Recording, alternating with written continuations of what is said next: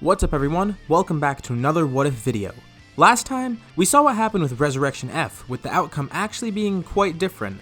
Prior to Goku and Vegeta's arrival, the Z Fighters were actually able to do a much better job at holding off Frieza's army, mainly due to the fact that Bardock and Raddatz were there, and since Gohan was actually able to maintain Super Saiyan 2 again this time.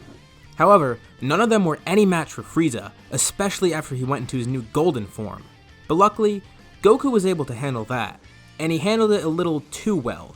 With all the changes from the previous parts, Goku's altered mentality caused him to kill Frieza immediately this time without hesitation. Now with that arc over, let's continue on to the next arc. I left off the last part with a poll. Goku and Vegeta were tasked with finding a team for the Universe 6 vs 7 tournament, and Universe 7 actually has a decent team so far. Goku and Vegeta of course are on there, with Gohan now on the team after moving his schedule around a bit. But they need 2 more fighters. The options I put were Goten and Trunks, Piccolo and Krillin, or Bartok and Raddatz, and the latter option won with the most votes. So now, the next people recruited for the team are Bardock and Raddatz, which were Goku's suggestion. Vegeta is fine with it as they're 2 Saiyans and should be good in fights like this, but then he gets a bit iffy once Gohan brings up their strength. With Goku and Vegeta being off on Beerus' planet, they completely forgot that Bardock and Raddatz don't even know how to go Super Saiyan yet. Sure, they're both strong, but they're not even the strongest option they have right now. But they do have the potential to become strong, if they're able to unlock Super Saiyan somehow. The only issue is, they don't have enough time. Time. That gets Goku an idea.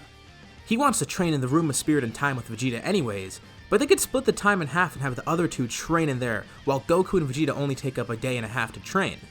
Gohan will join them in the room so he can teach them Super Saiyan, and they'll be sure to prep the room with more food beforehand so it's enough for 3 people for an entire year and a half.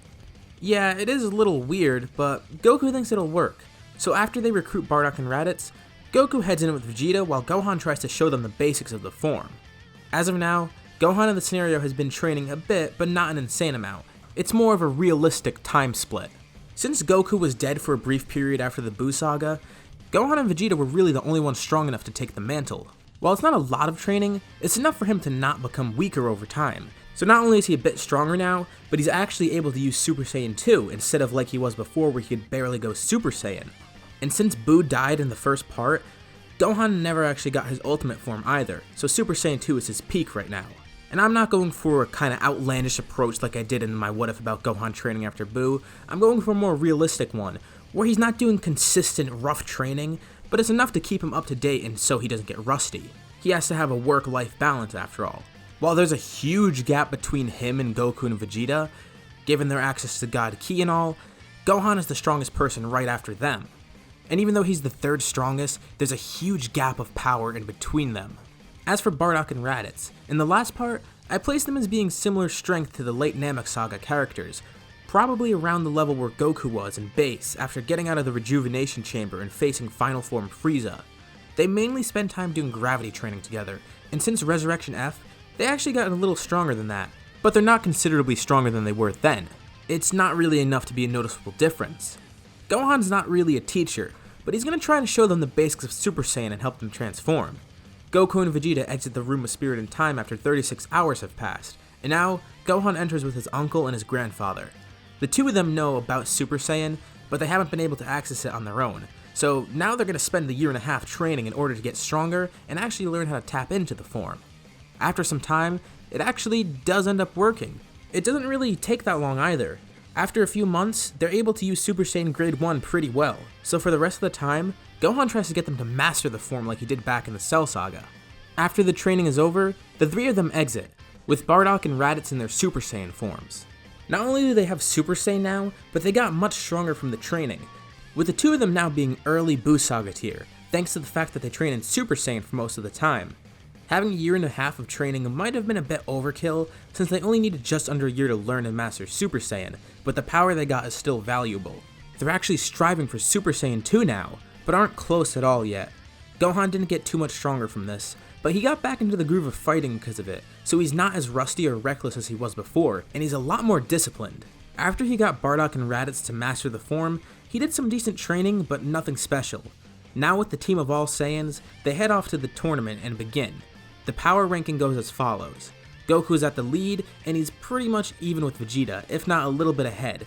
But no one knows he has Super Saiyan Blue Kaioken yet, and that'll put him a lot farther ahead. And then Gohan is a lot farther from Vegeta, and is in 3rd place. And then we have another gap in power, and then that leads us to Bardock, who's a little bit stronger than Raddatz, but still pretty even with him. Since nothing with their team changed, the order of the Universe 6 fighters will remain the same, but the order of Universe 7's fighters is different because the team is different. The order starts with Bardock, then Vegeta, Goku, Raddatz, and finally Gohan. First, we start off with Bardock versus Botamo. Bardock is able to exploit Botamo's ability and use it against him, after realizing he can't deal any damage to him, but using his full power, he's able to deliver a punch to Botamo's stomach that stretches him out and sends him flying like a giant rubber band. Kinda like what we've seen with Botamo before. Next up is Bardock versus Frost. Bardock, seeing that this guy looks like Frieza, assumes the worst and treats Frost as if he's Frieza. He ends up doing some damage to Frost, only to be poisoned during the fight without noticing. It seems like Frost was able to beat Bardock with one hit, but in reality, it was the poison that got to him. Bardock recovers and he's now kinda confused, same for everyone else. He's now eliminated and Vegeta is up next. After seeing Bardock get eliminated so easily, Vegeta can tell something is wrong, so he keeps his eyes open and tries to avoid all of Frost's attacks rather than attacking right away. After observing Frost for a bit, he notices the way Frost is attacking. He seems to be stabbing his wrist out, as if there's something there that he's trying to hit Vegeta with. And that's what he notices. On Frost's wrist, there's something there.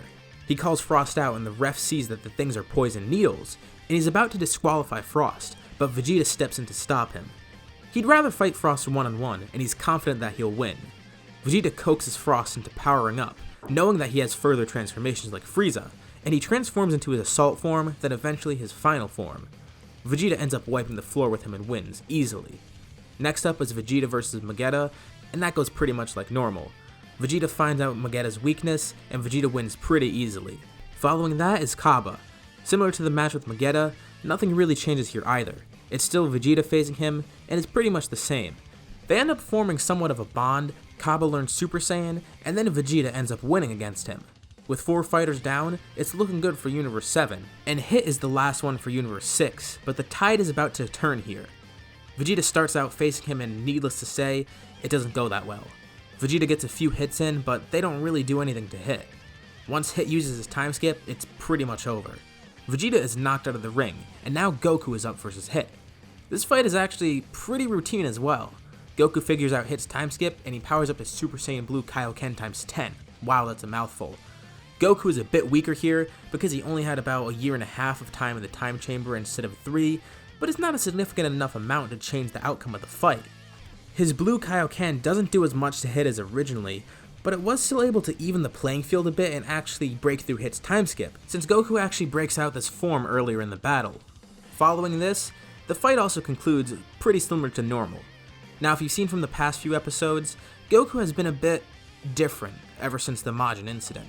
He hasn't been totally like a Saiyan, but he hasn't been totally like Goku either. Having had all his memories as a Saiyan restored, and some of that personality, it has affected his Goku ideologies in some ways, but it's not really that dramatic yet. He's somewhere in between Goku and where Vegeta is right now. So not substantially different, but there definitely is a bit of an altered personality there.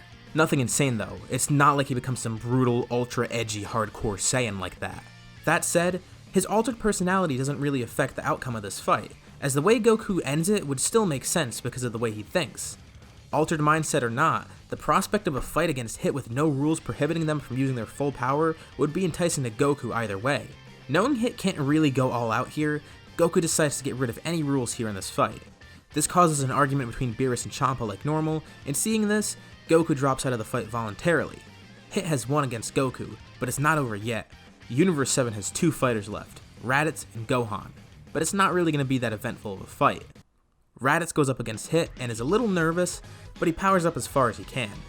He launches himself towards Hit and lands a direct attack on Hit at full power. They both remain still for a second, and then Hit screams as he's launched out of the ring. Hit willingly took the fall in this fight, and Raddatz has won, which inflates his ego greatly.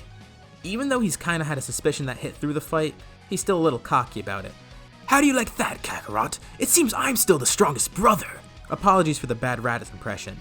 Now, Universe 6 has lost, and Universe 7 wins with 2 fighters left, Raddatz proclaiming himself as the MVP, and Gohan not getting to fight at all.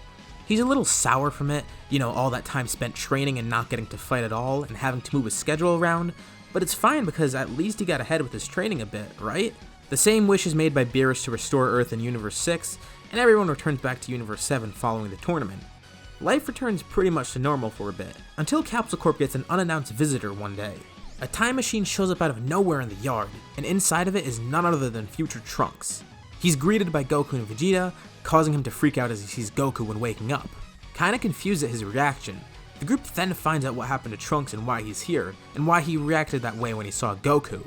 A certain villain is attacking his timeline, and this villain looks exactly like Goku for some reason, but he can't quite tell why. That's right, it's none other than Goku Black. I mean, when you think about it, it wouldn't really make much sense for it to be anyone else. That's where we'll leave off for now. So what did you guys think about this part? What do you think will happen next? Leave your thoughts and suggestions in the comments below. As usual, remember to drop a like, subscribe if you liked the video, and hit the bell icon for notifications about future parts of this What If, and any other videos I upload in the future. Thank you all for watching, and I'll see you on the next part.